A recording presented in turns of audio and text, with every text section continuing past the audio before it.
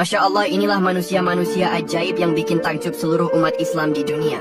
Pernahkah kalian membayangkan sebuah tempat di mana buku dan kertas adalah barang mewah, namun ribuan orang berjalan dengan seluruh isi Al-Quran tersimpan rapi di kepala mereka? Selamat datang di Syinkit, atau yang kini kita kenal sebagai Mauritania, sebuah negara di tepi Samudra Atlantik Afrika Barat, yang dijuluki sebagai negeri sejuta penyair dan gudang penghafal Al-Quran. Secara geografis, Mauritania terletak di antara hamparan luas gurun Sahara dan deburan ombak Atlantik. Disinilah di tengah suhu ekstrim dan badai pasir, berdiri kota kuno bernama Syinkit. Kota ini dahulu adalah titik kumpul jamaah haji dan pusat intelektual Islam yang menghubungkan Afrika dengan dunia Arab. Beda dengan kita yang belajar di ruang ber-AC dengan gadget canggih, tradisi menghafal di Syinkit bertumpu pada Mahdara. Ini adalah sekolah tradisional di bawah tenda atau bangunan batu sederhana di tengah gurun. Metode belajar mereka unik. Mereka menggunakan lau, papan kayu yang ditulis dengan tinta tradisional.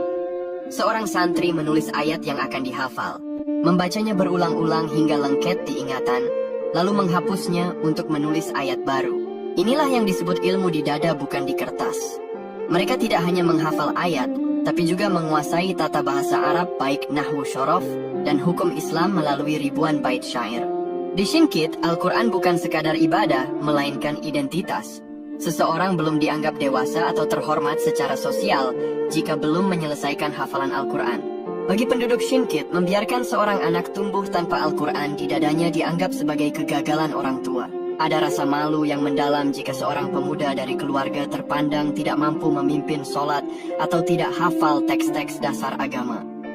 Al-Quran adalah strata sosial tertinggi mereka. Sejak usia 5 tahun, anak-anak sudah akrab dengan papan kayu. Orang tua di sana lebih bangga anaknya hafal satu kitab kuning karangan ulama daripada memiliki harta melimpah. Tujuannya satu, yaitu menjaga kemurnian ajaran Islam.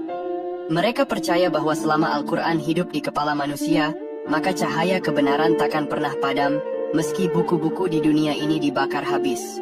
Jika kalian melihat kondisi kehidupan mereka, mungkin kalian akan terenyuh. Mauritania bukan negara kaya. Penduduknya hidup bersahaja, seringkali hanya makan roti kering dan susu unta.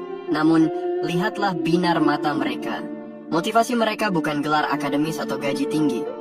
Motivasi mereka adalah izah atau kehormatan Islam.